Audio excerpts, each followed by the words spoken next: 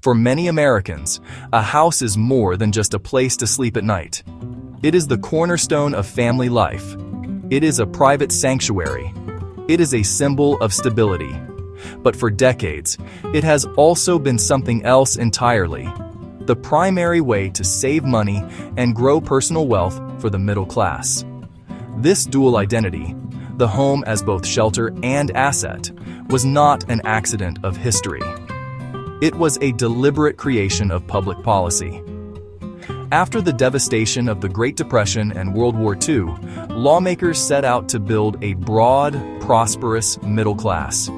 They decided that widespread homeownership was the best tool for the job. Government policies were designed to make buying a home easier and more attractive than ever before. To understand the housing crisis of today, we must look back to the policies of yesterday. The United States did not stumble into a system where homes are primary investment vehicles. It was built purposefully. Following World War II, the nation faced a severe housing shortage and the challenge of reintegrating millions of returning veterans into the economy. Policymakers saw an opportunity to solve both problems at once. Their grand vision was to transform America into a nation of homeowners. This project was supported by a powerful suite of federal programs that fundamentally reshaped the landscape of American life and finance. It created a deep and lasting link between property and prosperity. The most significant innovation was the widespread adoption of the 30-year fixed-rate mortgage backed by the federal government. Before this, home loans were typically short-term and required huge down payments, making ownership impossible for most working families. Government insurance through agencies like the Federal Housing Administration removed much of the risk for lenders. This unlocked a torrent of private capital. Suddenly, buying a home became cheaper and more predictable than renting for many families, especially white families who were the primary beneficiaries, while discriminatory practices often excluded communities of color. Alongside easier credit, the government introduced powerful tax incentives. The mortgage interest deduction allows homeowners to subtract the interest they pay on their home loans from their taxable income. This subsidy makes borrowing even cheaper and is most beneficial to those with larger mortgages and higher incomes. At the same time, the government created a secondary mortgage market through entities like Fannie Mae and Freddie Mac. These organizations bought mortgages from banks, bundled them into securities, and sold them to global investors. This process ensured a nearly endless supply of money to fund home loans, further fueling the growth of homeownership. The homeownership rate soared, from around 44% in 1940 to over 62% by 1960. But this success came with a hidden cost. The first major problem is the great decoupling of housing prices from local economic realities. In a healthy market, home costs should be tied to local anchors, local wages, cost of construction. If people earn more, they can pay more for housing. If it costs more to build, prices rise. But that connection is broken in many places. Housing treated as investment follows a different logic.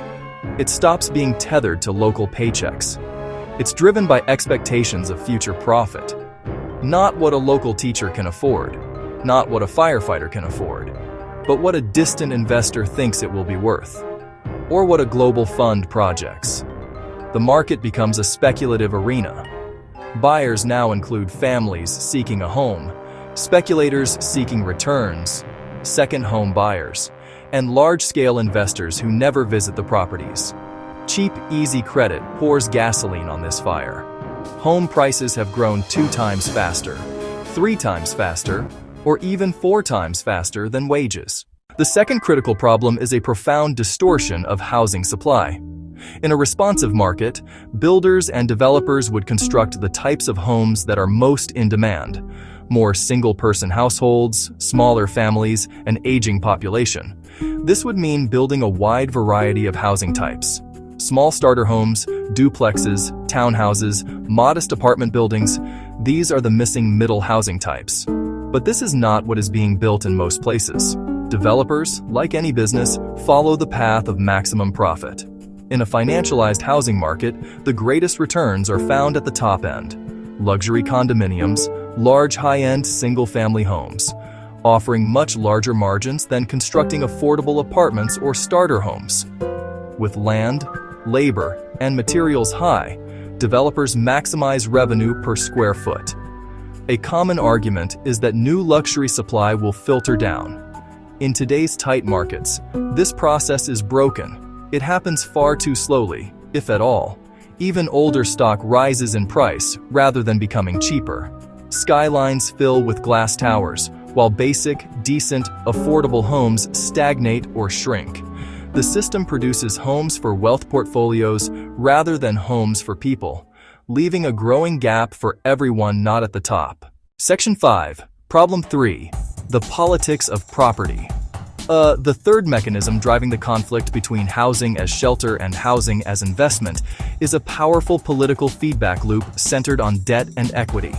For millions of American homeowners, their house is not just a home. It is their single largest financial asset. Their retirement security, their ability to pay for college, their cushion against emergencies are all tied up in the value of their property. This creates a strong incentive to protect that value at all costs. This personal stake transforms homeowners into a potent political force.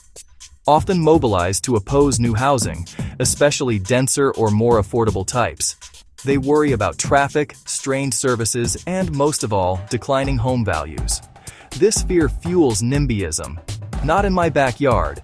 Homeowners vote more, connect more, and endure the tedium of zoning hearings. Local governments become captive to incumbent interests, banning apartments, mandating large lots, slowing approvals. Scarcity persists, prices rise, equity grows, reinforcing the cycle.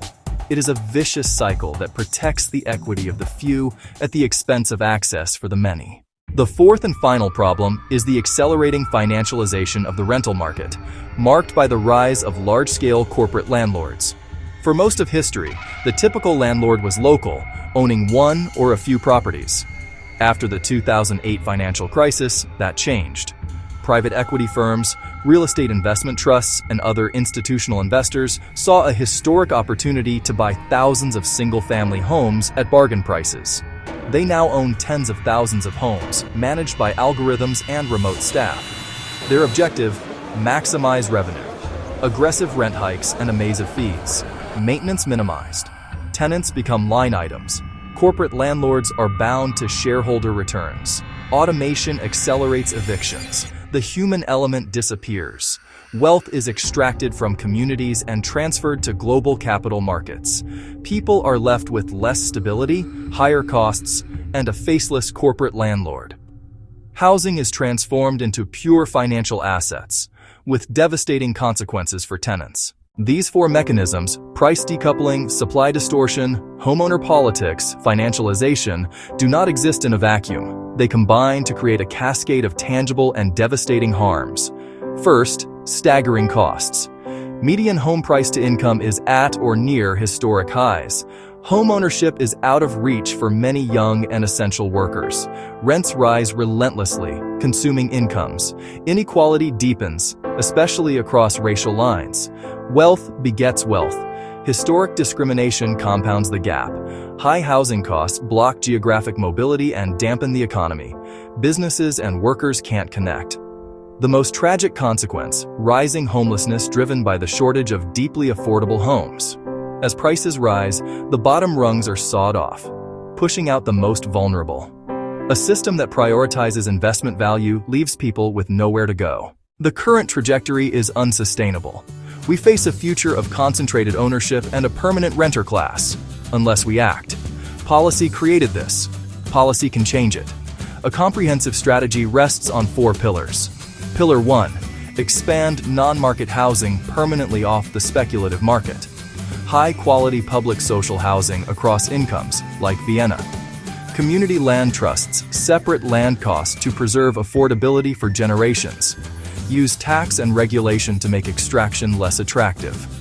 Higher property taxes on second homes, vacant properties, and large corporate owners. Reform subsidies like the mortgage interest deduction, and redirect savings into building affordability. Regulate short-term rentals to return homes to long-term use. Reform zoning to legalize duplexes, triplexes, and small apartments where they're banned. streamline permitting and reduce costs for affordable projects, protect renters with just cause eviction, rent stabilization, and a right to counsel. We stand at a crossroads. Treating housing primarily as a vehicle for wealth has led to affordability crisis, inequality, and instability. The system works wonderfully for few homeowners, relentlessly punishes those who do not own. Market logic applied to a basic need produces inefficiency and inhumanity. We have allowed exchange value to eclipse use value, and we pay with fractured communities and lost opportunity. Expanding social housing, curbing speculation, legalizing more homes, and protecting renters are not radical. They restore balance and recognize housing's multiple roles. But the most important role is to provide safe, stable, affordable shelter. A large share of homes should serve people first, while preserving modest wealth building, not windfalls. Choosing this path means housing may not be a get-rich-quick investment. In exchange, homes and rents become more secure and stable. Workers can live near jobs. Fewer neighbors sleep on the street. We designed this system. We can design a better one, for the security of our families and the strength of our communities. Join the discussion and take action. Subscribe for more. Learn more and get involved with local housing advocacy groups like Habitat for Humanity, National Low-Income Housing Coalition, and others.